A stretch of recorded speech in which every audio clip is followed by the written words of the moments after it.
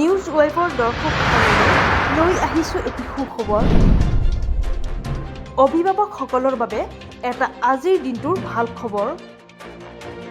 নিজৰ ইচ্ছানুসাৰে ব্যক্তিগত খণ্ডৰ শিক্ষানুষ্ঠানসমূহে মাচুল ল'ব নোৱাৰিব। কাৰণ আজিৰ বিধানসভাৰ অধিৱেশনত শিক্ষামন্ত্ৰী ডক্টৰ হিমন্ত বিশ্ব শৰ্মাই লেখানুদান দাখিল কৰিছে। ৰাজ্য চৰকাৰে প্ৰতি শ্ৰেণীৰ শিক্ষাৰ্থীসকলৰ বাবে শিক্ষাৰ মাচুল নিৰ্ধাৰণ কৰি দিছে।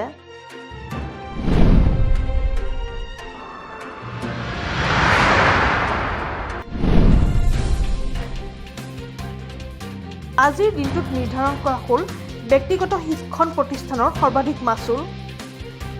বলবৎ হ'ল চৰকাৰী বেচৰকাৰী শিক্ষানুষ্ঠানৰ মাচুল আইন। এই আইনখনত সন্নিৱিষ্ট আছে প্ৰাক প্ৰাথমিক শ্ৰেণীৰ পৰা পঞ্চম শ্ৰেণীলৈ সৰ্বাধিক ২৭,০০০ টকা আৰু ষষ্ঠ শ্ৰেণীৰ পৰা দশম শ্ৰেণীলৈকে ৩২,০০০ টকা ল'ব লাগিব।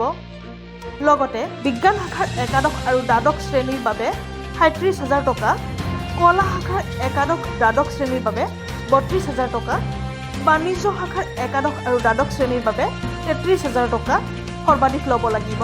অন্যান্য শাখাৰ বাবে ৩৫,০০০ টকা ল'ব পাৰিব। বিধানসভাৰ মজিয়াত আজি শিক্ষামন্ত্ৰীয়ে ঘোষণা কৰিছে এইদৰে।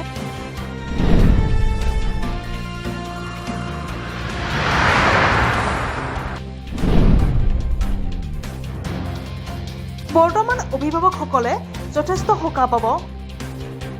এতিয়া ব্যক্তিগত খণ্ডৰ শিক্ষানুষ্ঠানসমূহে নিজৰ মত অনুসৰি মাচুল ল'ব নোৱাৰিব। লগতে এখন মাচুল নিয়মীয়াকৰণ আইন মতে চৰকাৰে মাচুল নিয়মীয়াকৰণ কমিটি গঠন কৰিব বুলিও আজিৰ বিধানসভাৰ মজিয়াত দ্বিতীয় দিনীয়া অধিৱেশনত ঘোষণা কৰে শিক্ষামন্ত্ৰীগৰাকীয়ে। ধন্যবাদ।